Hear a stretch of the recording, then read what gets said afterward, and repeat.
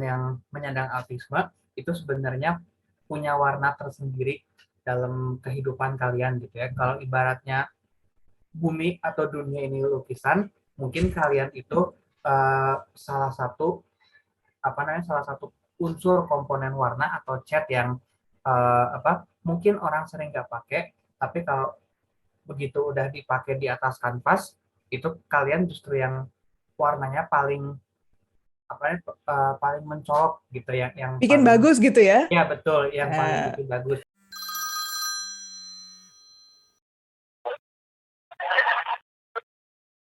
Halo Nyambung People, apa kabar?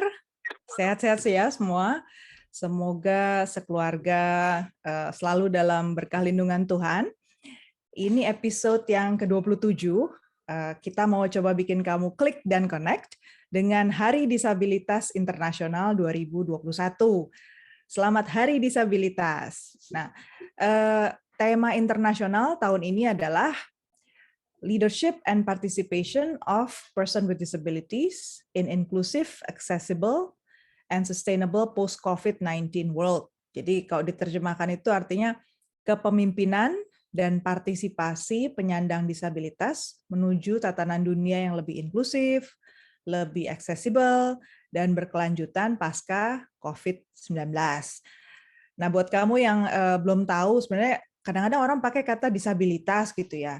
Kok ada juga yang pakai kata difabel gitu. Nanti mungkin teman yang lain juga bisa jelaskan. Tapi memang standar internasional hari ini kita pakai kata disabilitas. Dan disabilitas itu jangan keliru ya, bukan orang-orang penyandang itu yang kita anggap memiliki kekurangan misalnya, tetapi justru kita, masyarakat di sekelilingnya, itu yang belum mengakomodasi sebagaimana mereka butuhkan. Jadi disabilitas itu adalah kondisi di mana seseorang mengalami keterbatasan fisik, atau mental, atau intelektual, atau ada juga yang sensorik ya kebutuhannya, dan biasanya memang jangka waktu panjang, dan mereka akhirnya mengalami hambatan ketika berinteraksi dengan masyarakat luas, dengan lingkungannya gitu. Dan biasanya justru karena lingkungannya itu yang tidak memberi akses cukup kepada mereka, sehingga mereka kurang dapat berpartisipasi penuh gitu. Jadi harapannya tentu kalau kita bicara soal disabilitas, justru kita bisa memberi akses yang lebih baik kepada mereka. Jadi hari ini saya punya tamu-tamu istimewa yang mudah-mudahan kita sama-sama belajar tentang bagaimana sih caranya kita bisa menjebol tembok-tembok yang membuat saudara-saudara kita penyandang disabilitas ini belum bisa berpartisipasi penuh dalam kehidupan sehari-hari. Dan hari ini kita mau khusus bicara soal autisme dan dunia kerja. Jadi saya juga awam ya soal autisme, jadi mohon maaf kalau ada keliru-keliru atau ada yang kurang berkenan, tapi betul-betul saya pengen belajar dari dua orang penyandang autis yang keren-keren dan produktif ini. Dua-duanya sama-sama punya keahlian, punya pekerjaan juga. Yang pertama saya perkenalkan ada Natrio Katra Yososha. Apa kabar, Osha? Baik. Salam Katra. kenal. Ejaannya betul ya, Natrio Katra Yososha. Katra Yososha, yes. Ya, beliau ini lulusan salah satu universitas negeri ternama di Indonesia loh. Nanti beliau perkenalkan dirinya sendiri deh. Salam kenal Mas Osa. Salam kenal Bu. Jadi kerjanya di mana Mas? Di Balai Latihan Kerja ya? Saya bekerja di Balai Latihan Kerja Pupa. Balai Latihan Kerja Pupa. Daerah mana itu Mas? Di Alam Sutra. Di Alam Sutra. Oke, nanti kita dengar lebih lanjut tentang apa yang dikerjakan Mas Osa. Yang kedua, tamu saya adalah Rivaldi Zaki Indrayana, atau biasa dipanggil Rivaldi atau Aldi gitu ya? Ya, betul. Biasa kalau nggak Rivaldi, bisa dipanggil Aldi. Aldi ini basisnya di Bandung ini, jarak jauh betul, kita bicara. Nah. Lulusan salah satu universitas swasta ternama di Indonesia dari Universitas Parahyangan ya? Ya, betul, Universitas Parahyangan Bandung. Salam kenal, apa kabar? Sehat? Alhamdulillah kabar baik Bu, sehat juga. Iya deh. Jadi beliau nih lagi jadi intern di Synergy Policies nih, kebetulan tempat saya sekarang mengembangkan program-program pelatihan dan penelitian. Lalu yang ketiga kita punya Pak Taufik Hidayat. Apa kabar Pak Taufik? Oh, masih di mute Pak. Alhamdulillah baik Bu. Terima Ah. kasih mengundang saya di sini. Senang sekali bisa punya Pak Taufik di sini karena Pak Taufik nih pengetahuannya banyak sekali tentang autisme. Beliau koordinator advokasi dan hubungan antar lembaga di Yayasan Autisme Indonesia. Nanti cerita ya Pak ya tentang yayasan ini, ajari saya ya tentang autisme dan dunia kerja. Oke deh, kita sekarang langsung aja ngobrol dengan para narasumber kita. Jangan lupa klik dan subscribe, like. Kalau ada pertanyaan, jangan segan-segan buat komen. Siapa tahu buat masukan kita berikutnya ya, topik nyambung yang berikutnya. Oke, sekarang saya mau masuk dulu ke Mas Osa. Mas Osa, ceritain dong. Jadi kamu jurusan apa? Terus berarti sekarang kerja di Balai Latihan Kerja itu mengerjakan apa, Mas? Oke, saya basisnya adalah program studi ilmu arkeologi strata 1 ya, atau sarjana. Sekarang saya bekerja sebagai supervisor di BLK Pupa. Nah, jadi saya supervisor di sini pekerjaannya bukan hanya mendampingi atau menghandle individu special needs. Ya, individu spesial ini, namun juga membuat program kerja, terus meeting seperti biasa, mempersiapkan materi-materi. Kan mereka kan bekerja di BLK Pupa, jadi disiapkan juga apa yang harus mereka kerjakan, apa yang harus mereka lakukan, diselesaikan, dan kita mendampingi sambil kita mereka. Jadi kasih detail tugas harian gitu ya? Iya, betul. Ada berapa orang yang disupervisi, Mas?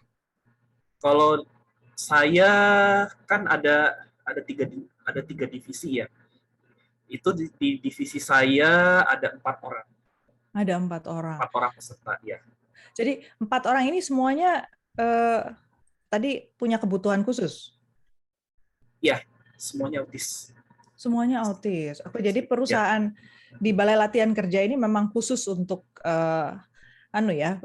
mempertajam skill para penyandang autis gitu ya? Bukan hanya autistik aja, semuanya. Okay. Namun banyak yang hampir ya semuanya autistik. Sini yayasan ya, bukan perusahaan. Yayasan ya, oke. Ya. Di daerah mana itu, Mas? Di daerah Ruko Prominence di Alam Sutra. Di Alam Sutra tadi ya. Oke. Ya. Background kuliahnya apa dulu? Saya ilmu studi arkeologi, ilmu arkeologi. Oke. Berarti kepakainya apa nih kalau buat kuliah sekarang, buat kerja-kerja sekarang nih? Yang pertama problem solving. Yang kedua itu membuat laporan. Oke. Yang ketiga itu berpikir inisiatif, berpikir cepat, gerak cepat ya. Terus kepekaan dan deadline. Jadi sistematis juga ya kerjanya ya? Iya, itu kepake dan itu yang saya sangat banyak yang terpakai. Sangat banyak terpakai.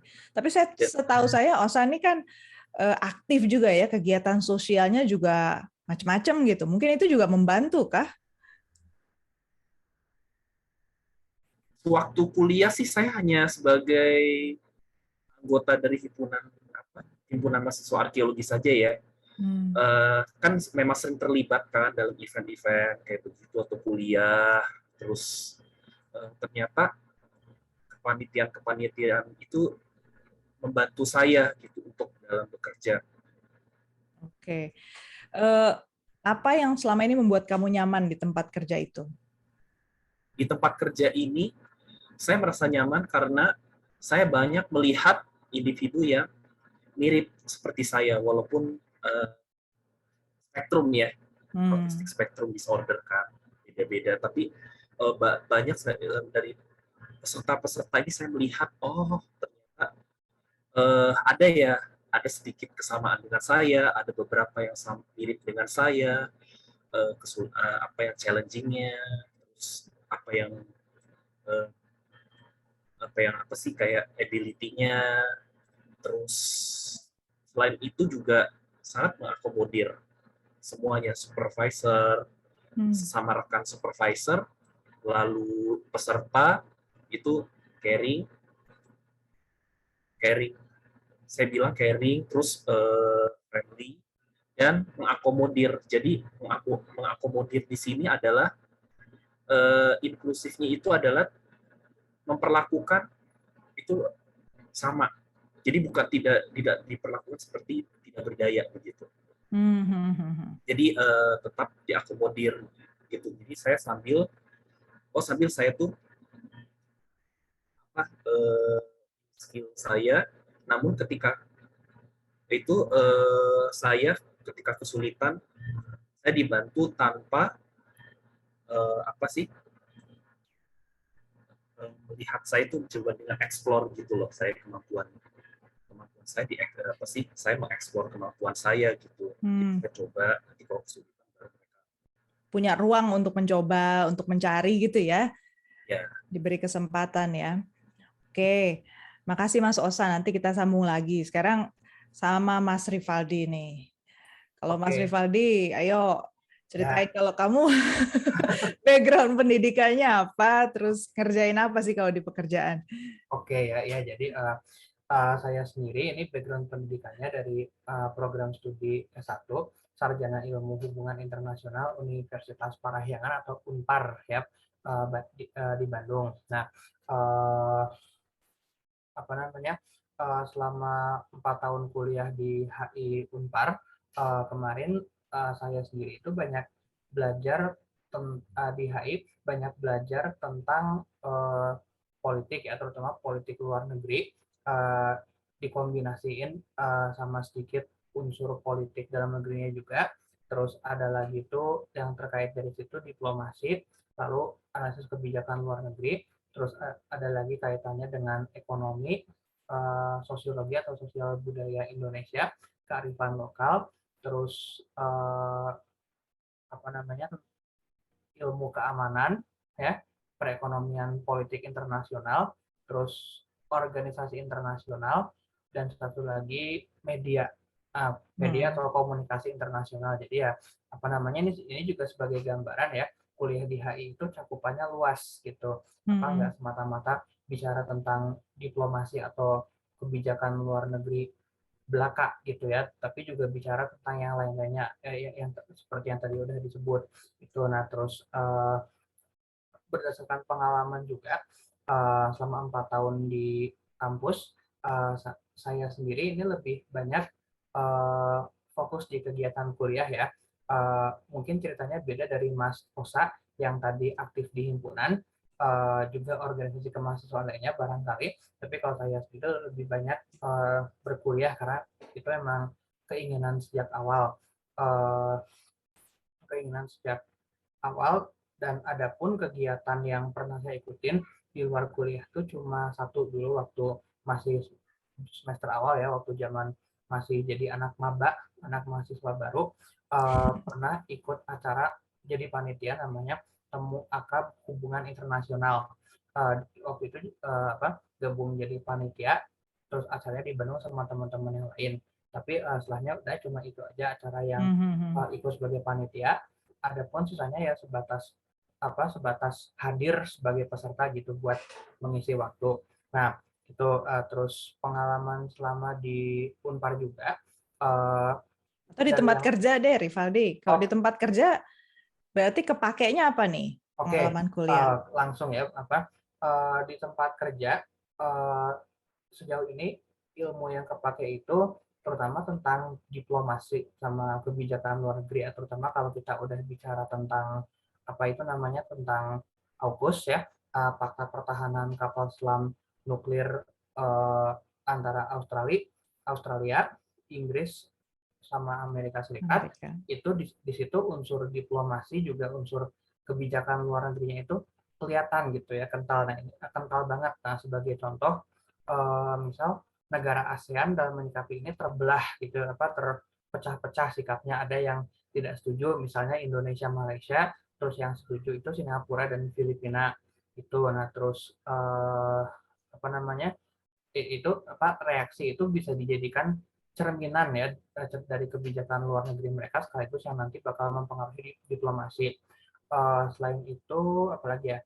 Nah, terus dari negara-negara pembuat fakta pertahanannya, dari Australia, Inggris, Amerika, mereka juga punya reaksinya sendiri yang berhubung mereka pemilik program itu, mereka pencetusnya, jadi mereka otomatis sangat mendukung ya. Terus tambah satu lagi, Prancis yang kecewa berat dan hubungan antara Prancis dan sama negara AUKUS jadi memanas.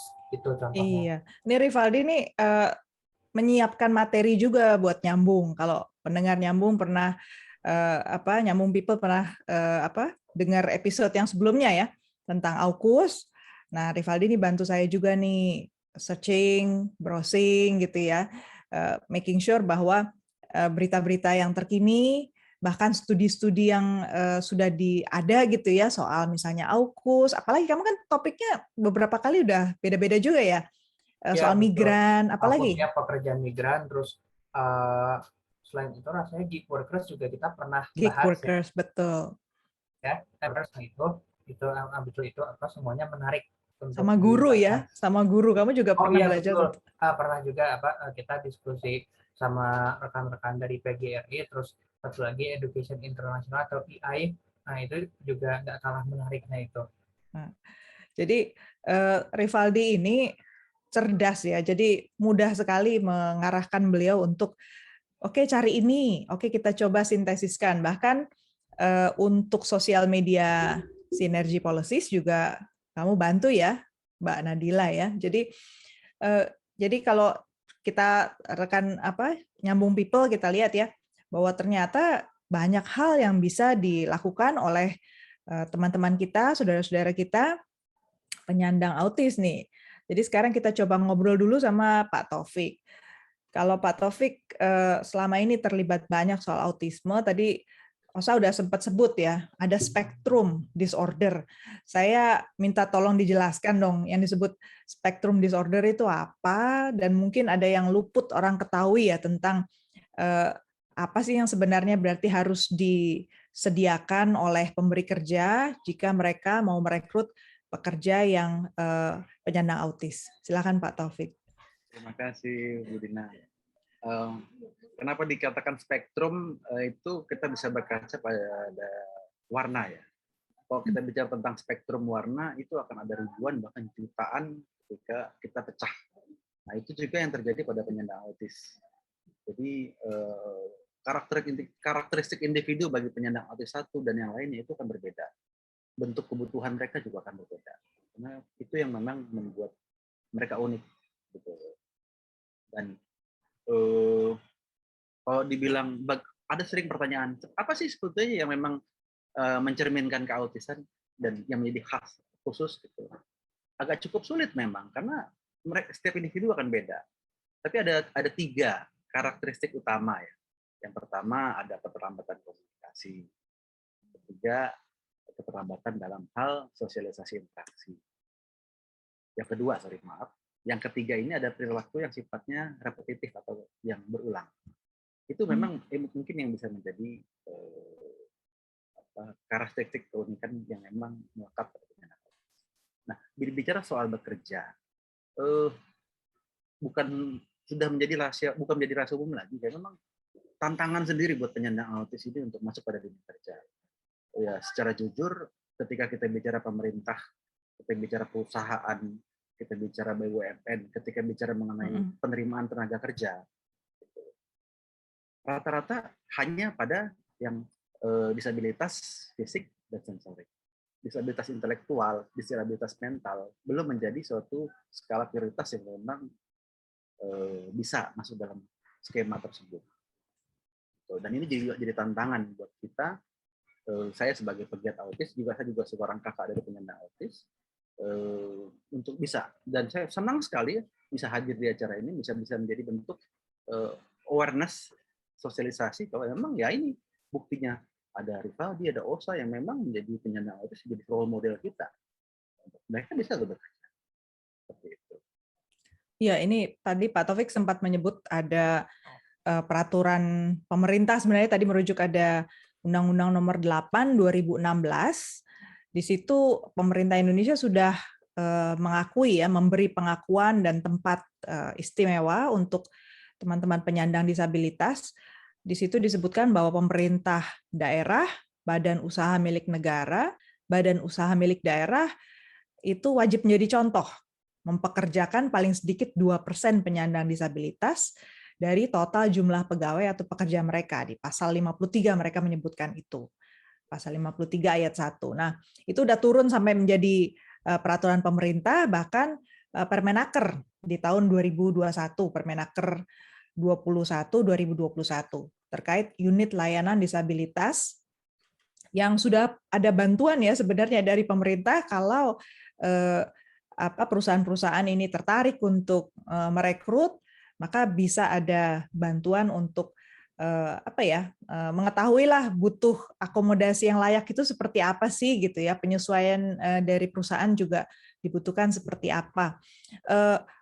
Tapi mungkin lebih konkretnya gitu Pak Taufik, kalau kita bicara soal autisme ini, atau cara apa yang paling bisa dipastikan disediakan oleh perusahaan supaya mereka bisa lebih produktif? Tadi Bu Dinas baru saja menyebutkan kata kuncinya, akomodasi yang layak.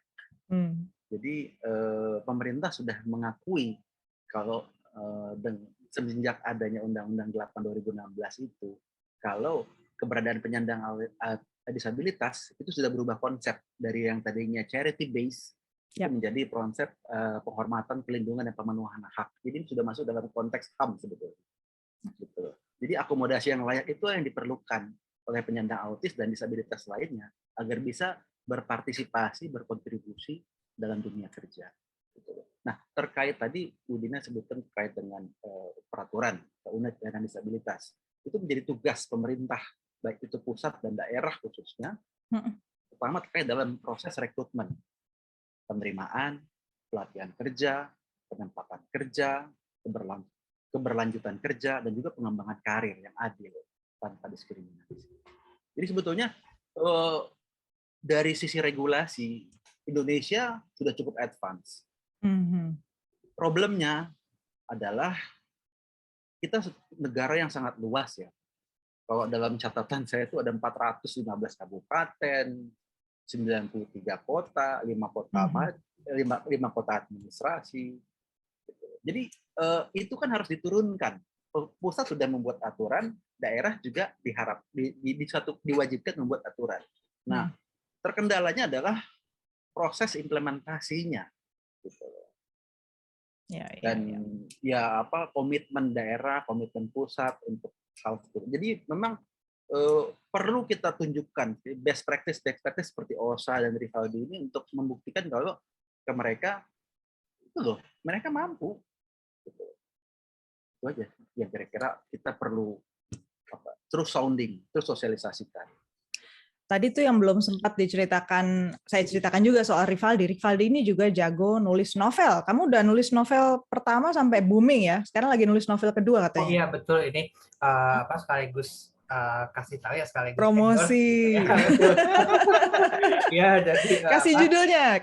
Oh iya, sebentar. Ini saya juga sebentar lagi kasih linknya. Jadi sekarang sih kasih gambaran singkat aja mungkin ya. Jadi novelnya itu masih ditulis masih berdasarkan pengalaman saya tuh waktu SMA gitu ya. Pengalaman selama 3 tahun dari kelas 10, 11, 12 atau kelas 1, 2, 3 semuanya dirangkum di satu novel yang sama. Terus karena waktu itu selain menceritakan pengalaman sendiri, saya punya gaya penulisan yang gemar atau suka mengulas peristiwa sekitar sekaligus pandangan pribadi terhadap peristiwa sekitar. Jadi itu dilanjutkan ke buku kedua. Sekarang buku keduanya tuh udah setengah jadi. Ada yang karena faktor teknis, karena ceritanya panjang, itu dibagi ke 2 buku. Satu bagian udah terbit, satu lagi masih dalam progres, terus satu lagi ini belum ditulis. Tapi yang buku kedua itu cerita tentang pengalaman kuliah gitu. Nah, tinggal buku ketiga yang ini masih belum jelas gambarannya kira-kira bakal apa gitu. Pasti bisa lah ya. Ya. Jadi di sini mungkin Rivaldi juga bisa cerita. Tadi sama seperti Mas Osa udah sempat cerita ya. Menurut kamu apa sih yang dibutuhkan dari tempat kerja gitu ya untuk membantu kamu berkembang sesuai kekuatan kamu gitu. Selama ini kamu merasa terbantu kalau apa gitu? Silakan. Apa ya, mungkin ini sekaligus jadi rekomendasi ya buat bukan cuma teman-teman yang menyandang autisme, tapi juga sekaligus yang mereka punya mereka yang disabilitas secara fisik. Jadi menurut saya sih mereka bakal lebih mudah terbantu kalau misalnya perusahaan atau tempat kerja, pemberi kerja siapapun mereka itu akomodatif, dalam artian mereka memberikan fasilitas yang ramah disabilitas ya, mungkin misalnya seperti infrastruktur fisik yang ramah disabilitas atau infrastruktur non fisik yang ramah disabilitas juga gitu. Misalnya di setiap tangga itu ada ada bagian yang lebih datar, ada permukaan yang bisa dipakai pengguna kursi roda untuk mereka bergerak, atau kalau enggak di lift sekalian. Terus mungkin bisa kita bilang dekorasi interior ya, interior ruangan itu juga harus diperlebar, berikan lebih banyak space, kasih lebih banyak space buat mereka bergerak gitu. Terus apalagi kalau secara non fisik, kalau mereka misalnya kerja offline ya, mereka work from office dalam konteks di luar masa pandemi COVID-19, mungkin kita bisa ya menyediakan satu atau dua atau beberapa orang penerjemah bahasa isyarat. Jadi misalnya pas mereka lagi ikut rapat dengan atasan atau mungkin lagi menerima kunjungan tamu tamu sesama rekan bisnis perusahaan atau apapun gitu ya, biar mereka bisa lebih mengerti di saat rapat, coba hadirkan datangkan si penerjemah bahasa isyarat itu nah terus mereka berkomunikasi lewat si penerjemah bahasa isyarat yang mengikuti setiap ucapan orang-orang yang sedang berbicara di sekitar situ. Kalau autis ada yang perlu bantuan bahasa isyarat juga? Sebentar. Kalau untuk penyandang autis mungkin lebih tepatnya kita bilang sebagai tutor ya, atau pendamping. Jadi dalam artian pendamping. Jadi setiap dia kerja mungkin perusahaan wajib mengizinkan si pegawainya yang menyandang autis ini datang didampingi satu orang tutor ya, satu orang pendamping yang mungkin tugasnya mengarahkan dia ke tempat dia kerja. Terus kalau misalnya ada kesulitan untuk hal-hal teknis, bisa itu menyalakan komputer, menulis, atau atau menyesuaikan dulu lah ya, menyesuaikan dulu, dengan dunia kerjanya, barang-barang lainnya. Nah itu itu sangat ada pendamping ya, betul. Itu jadi lebih tepatnya untuk penyandang autis itu pendamping, atau kalau misalnya atasan memberi tugas, pendamping itu bertugas mengingatkan atau sekaligus jadi perantara ya, jalur penghubung antara pegawai dengan atasan atau sesama pegawai, sekaligus mengingatkan batas pengumpulan, mengingatkan deadline-nya. Perlu diingatkan so, ya.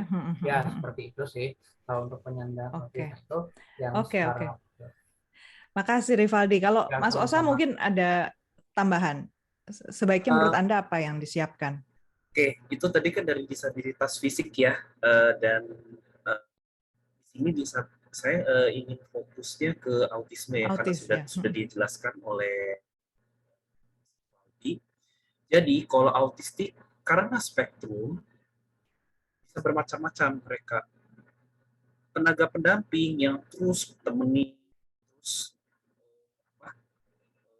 awas liatin progres pekerjaannya.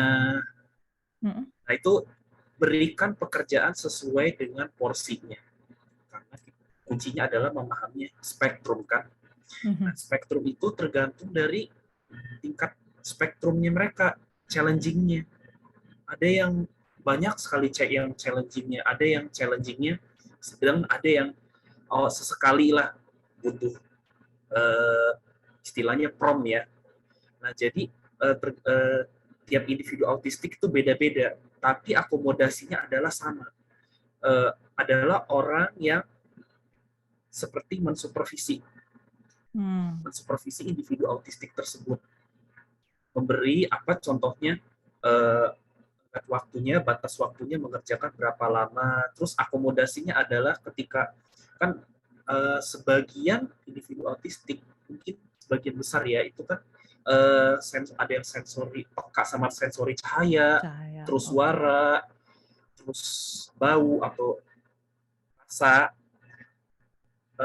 atau itu mereka diizinkan untuk contohnya menggunakan headset dia sambil bekerja, sambil noise cancelling gitu contohnya, atau cari tempat atau space yang mungkin yang membuat mereka nggak ke-distract.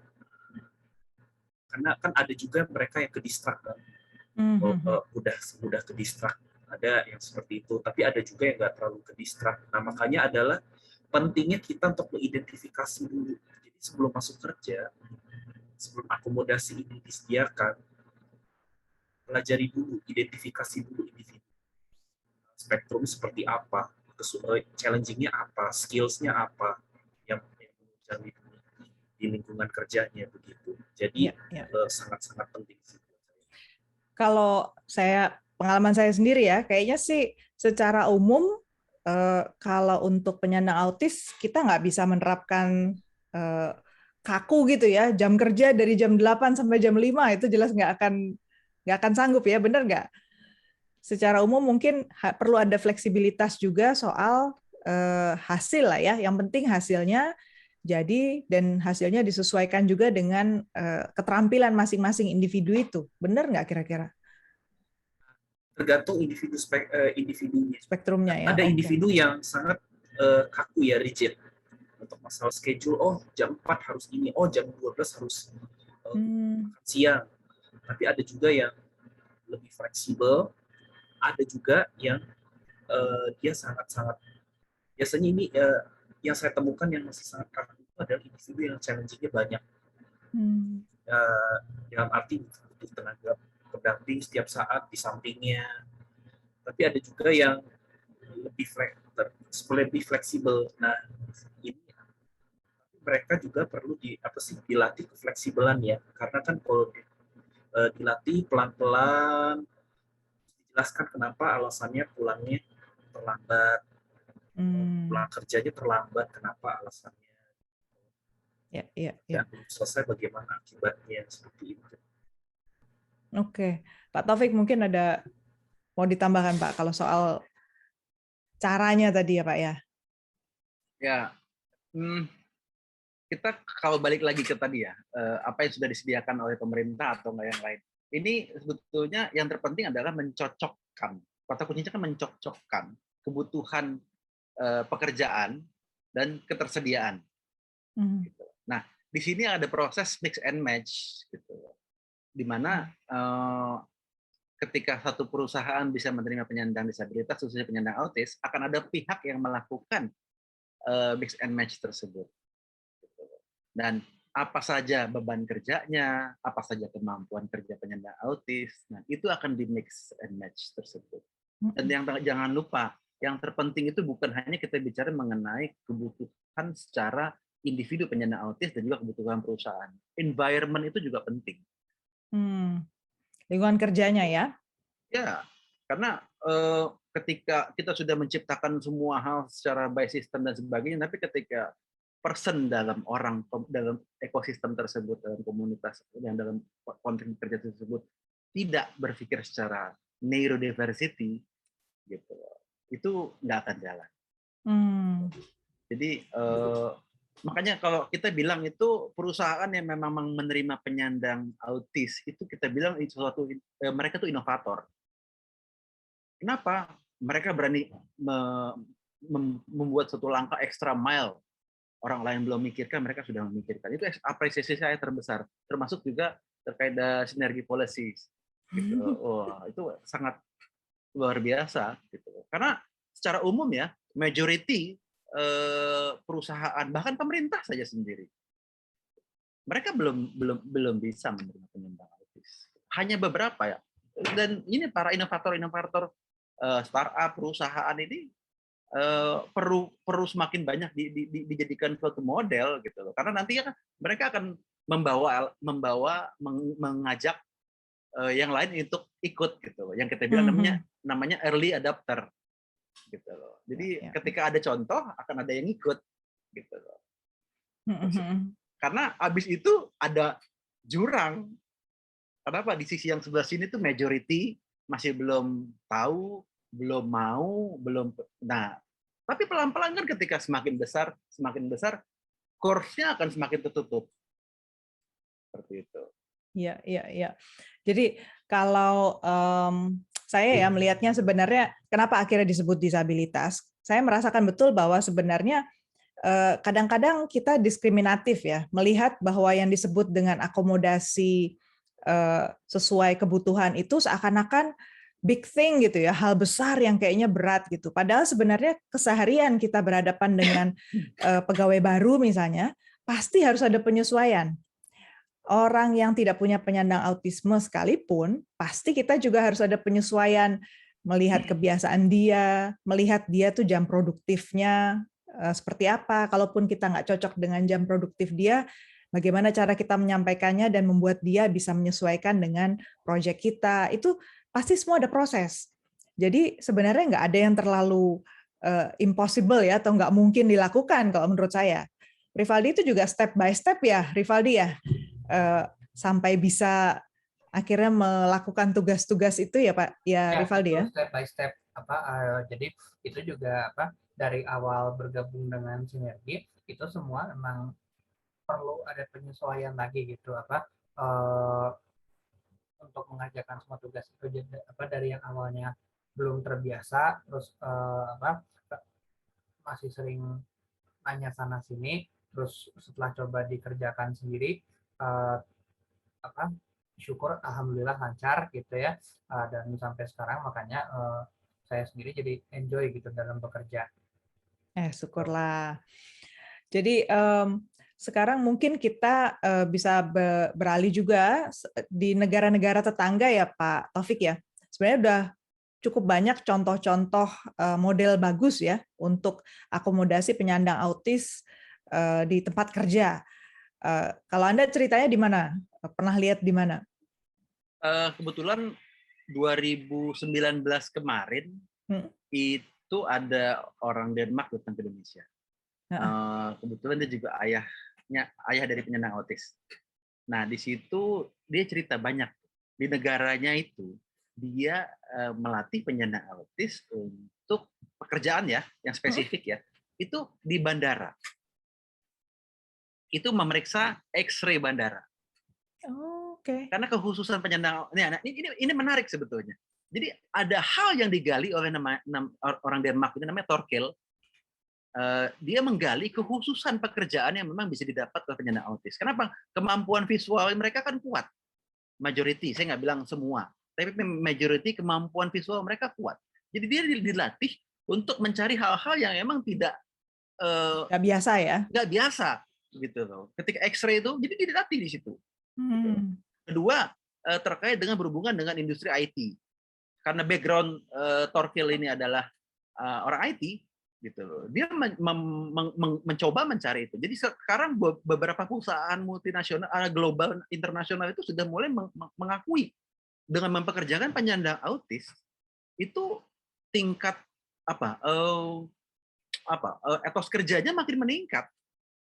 Produktivitas pekerja itu makin bagus. Dan satu hal lagi, ketika mereka mempekerjakan satu penyandang autis di situ, tingkat tingkat toleransi, tingkat pemahaman itu juga di lingkungan kerja itu semakin bagus. Jadi bukan berarti adanya mereka dalam satu perusahaan malah membuat semuanya positif, tapi dengan mereka menerima terus juga ada bentuk kekhususan skill yang memang bisa dikerjakan, itu membuat nilai perusahaan tidak ternilai secara apa mungkin ya kalau ada skala penilaian mungkin itu sudah sangat tinggi sekali gitu value mereka. Ya, ya. Bagian dari keberagaman ya dan kontribusi sosial juga ya, secara nggak langsung ya. Nah, Pak Taufik ini punya satu acara nih dalam waktu dekat. Ya coba silakan tuh kalau mau di sharing. Boleh. Coba mungkin ada apa flyer. Nah, jadi dari Yayasan Autisme Indonesia bekerja sama dengan Terapetik dan EPCD di sini. EPCD kita mau membuat ini tanggal 5, 12 dan 18. Jadi goal acara ini sebetulnya adalah untuk pertama mengingatkan orang tua, menginspirasi mereka. Kalau anak mereka yang saat ini mungkin sedang lucu-lucunya, sedang gemas-gemasnya, pertama perlahan-lahan itu akan besar. Kita perlu merefresh memori mereka, mengingatkan mereka agar ayo mulai memikirkan. Jadi di hari pertama acara itu semuanya parents yang bicara. Jadi ada orang tua yang sudah mulai melatih anaknya untuk skill-skill bekerja. Pak Yanuar ini orang IT, jadi dia mau mengembangkan anaknya Rami untuk membantu skill terkait dengan skill IT-nya. Okay. Nah, Bu Dewi ini ibu dari Abi. Abi sudah bekerja, tapi perjuangannya sangat bagus sekali, gitu loh. Membantu Abi penyandang autis ini untuk bekerja. Jadi tetap support orang tua itu tetap, walaupun sudah bekerja, keluarga orang tua itu harus tetap support. Gitu. Nah, Bu Maria bicara di ketiga ini, anaknya Madeline itu entrepreneur, berwirausaha di bidang kopi, gitu. Dan wah, perjuangannya itu hebat sekali. Saya ingat tuh 5 tahun dari mulai Madeline belum mengetahui tentang bagaimana processing kopi dan sebagainya. Sekarang sampai dia sudah sangat bertanggung jawab, dari pagi dia tahu harus bekerjakan apa, gitu, kegiatan dia harus apa, ordernya seperti apa. Jadi keberhasilan para penyandang autis ini tidak terlepas dari peran orang tua. Jadi kita mengangkat itu di hari pertama. Di hari kedua ada program pemerintah. Karena tentunya kita bicara orang tua, pemerintah juga harus hadir dong di situ. Nah, Kementerian Sosial, karena saya juga ikut membantu dalam program-program Kementerian Sosial. Nah, Kementerian Sosial juga ada program yang namanya SKA, Sentra Kreasi Atensi. Nah, kita harapkan ini juga tersosialisasikan. Karena apa? Itu ada program yang terkait dengan vocational skill dan kewirausahaan. Saya rasa itu akan sangat baik agar bisa banyak lagi penyandang autis yang memang bisa masuk dalam program tersebut untuk diberikan pelatihan. Seperti itu. Dan ada pembicara Thailand tuh Pak ya? Nah, ini dia. Di Thailand ini hari ketiga. Hari ketiga ini kita mencoba untuk menjelaskan terkait dengan best practice. Tentunya kan kalau tadi kita bicara masalah orang tua, terus juga ada profesional yang bicara, tentunya kan di ujung itu adalah best practice. Jadi kita memberikan satu perspektif, ada nih, di beberapa negara ini sudah ada mulai seperti ini. Jadi di Thailand ini terkenal ada satu kafe namanya 60 Plus. Kalau ke Bangkok itu ada 2 cabangnya. Itu disupport oleh PCD terkait dengan capacity building-nya. Itu semua pekerjanya kafe itu penyandang disabilitas dan banyak juga penyandang autis. Saya udah pernah. Oh, udah pernah? Udah. Wah. Jadi sudah pernah ke sana, pernah lihat. Jadi kalau di Singapura juga ada satu desa, ya desa buatan ya kalau di Singapura ya, desa-desaan ya. Yang juga dipakai untuk melatih. Jadi saya lihat spektrum pekerjaannya pun sebenarnya banyak ya Pak ya, dari wirausaha, jadi barista, bahkan manajemen tadi kayak Mas Osa nih, manajemennya kuat nih. Rivaldi lagi dilatih untuk manajemen ya, supaya timingnya, sense of skill-nya ini. Tapi kalau untuk searching, untuk penelitian, untuk nulis novel apalagi udah nggak usah diajarin kalau itu ya.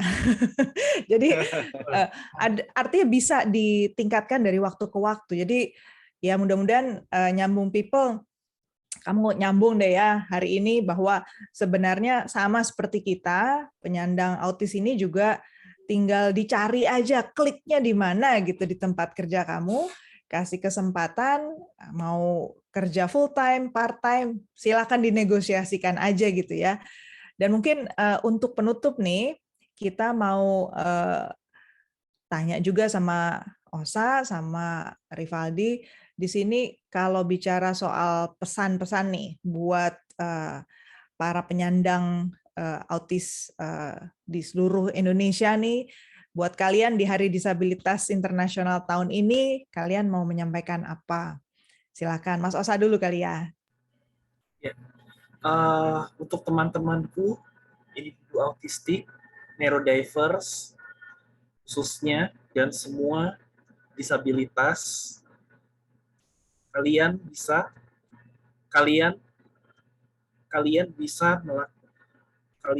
menggapai impian seperti masyarakat pada umumnya. Jangan malu, jangan takut, terus mencoba, terus berusaha, semua pasti akan ada jalan keluarnya. Tetaplah berkarya dan semangat. Tetap berkarya dan semangat. Mas Rivaldi. Ya, jadi buat teman-teman penyandang autisme, juga penyandang disabilitas ya, dari pesan dari aku sih, kalian nggak perlu minder ya, nggak perlu berkecil hati. Kalian sebaliknya justru mungkin harus lebih berani gitu ya, lebih berani menunjukkan siapa jati diri kalian yang sejatinya ya, tanpa perlu malu-malu gitu ya, karena kalian yang menyandang autisme itu sebenarnya punya warna tersendiri dalam kehidupan kalian gitu ya. Kalau ibaratnya bumi atau dunia ini lukisan, mungkin kalian itu salah satu unsur komponen warna atau cat yang mungkin orang sering nggak pakai, tapi kalau begitu udah dipakai di atas kanvas, itu kalian justru yang warnanya paling paling mencolok gitu ya, yang bikin paling bagus gitu ya. Ya betul, yang paling bikin bagus itu. Nah, terus yang disabilitas ya, actually disability is only hidden ability ya. Disabilitas itu sebenarnya cuma abilitas atau kemampuan yang tersembunyi.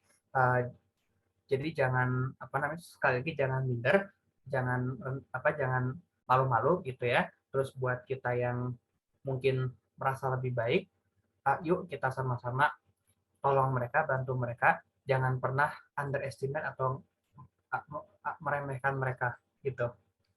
Terima kasih Rivaldi.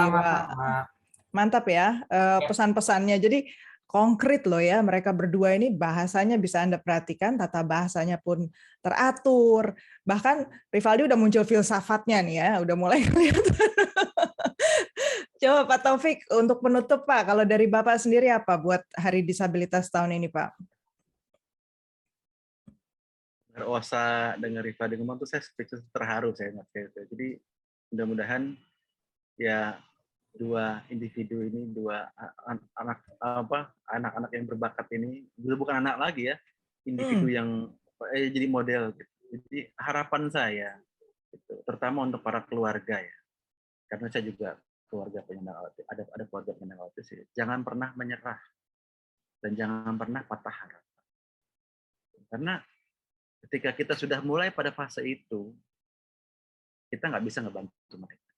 Karena mungkin mereka yang akan ngebantu ketika kita sudah nggak ada. Karena ya kita harus memberikan yang terbaik buat anak-anak kita. Kalau mereka tuh nanti ya ketika ada di sini, ketika kita masih ada di dunia ini, ya berikan yang terbaik. Jangan pernah patah semangat. Dan kedua untuk masyarakat, ya saat ini gencar ya terkait dengan sosialisasi disabilitas dan berhubungan dengan tempat kerja. Ya, harapan saya agar penyandang autis juga dipikirkan untuk bisa berkontribusi. Karena dengan adanya OSA dan Vivaldi acara ini membuktikan kalau mereka mampu. Dan akan ada OSA dan Vivaldi lain di tempat-tempat kerja harapan. Amin. Mantap. Jadi nyambung people, udahlah, nggak perlu ragu-ragu. Kita semua mesti membuka hati, membuka kesempatan. Teman-teman seperti Rivaldi, seperti Osa, ada juga yang jagonya musik, ada yang jagonya matematika, ada yang jagonya kedokteran. Mereka semua bagian dari tenaga kerja Indonesia yang hebat. Jadi mudah-mudahan menuju Indonesia Emas, justru ya, tenaga kerja kita juga semakin beragam, dan mereka semua, apapun kekhususan kalian, kita sama-sama bisa membangun Indonesia lebih baik lagi. Nah, itu harapan kita ya, bangkit pasca COVID, semuanya kita maju bareng-bareng, nggak pilih-pilih lagi, kita kasih kesempatan semuanya. Terima kasih banyak tamu-tamu istimewa saya, ada Mas Osa, Rivaldi, Mas Taufik, Pak Taufik. Terima kasih banyak ya kesempatannya, sudah lebih pinter saya soal autism. Terima kasih Bu Dina. Ini kesempatan yang sangat berharga sekali. Mudah-mudahan banyak hal yang memang kita bisa sering belajar, juga mudah-mudahan dengan acara ini juga membuat awareness bagi semua untuk ayo nih mereka penyandang autis juga bisa mampu dalam dunia. Mudah-mudahan ya. Jangan lupa ada link novelnya si Rivaldi di bawah ya. Ada ya? Nah, ya, nanti udah di-post di chatroom. Di-post, nanti ditaruh juga di YouTube kita. Judul novelnya namanya Rela. Ya, betul itu apa? Rela itu menceritakan kalau secara substansi itu menceritakan pengalaman dari SMA dan juga kuliah yang tadi udah dijelasin, tapi kebetulan biar ceritanya tuh lebih berwarna, biar kesannya lebih berbeda, saya pakai tokoh perempuan di situ. Jadi yang main di ceritanya itu anak cewek gitu, tapi secara substansi, secara isi alur cerita kurang lebih ya sama gitu, pokoknya menarik dibaca deh gitu. Ya. Pastinya dong, kita tengok ya. Pasti, ya betul, kita tengok yuk ceritanya. Rivaldi. Terus berkarya ya Rivaldi dan Mas Osa. Sampai kita ketemu di lain kesempatan ya. Makin keren. Sampai jumpa nyambung people. See you in the next episode. Bye-bye.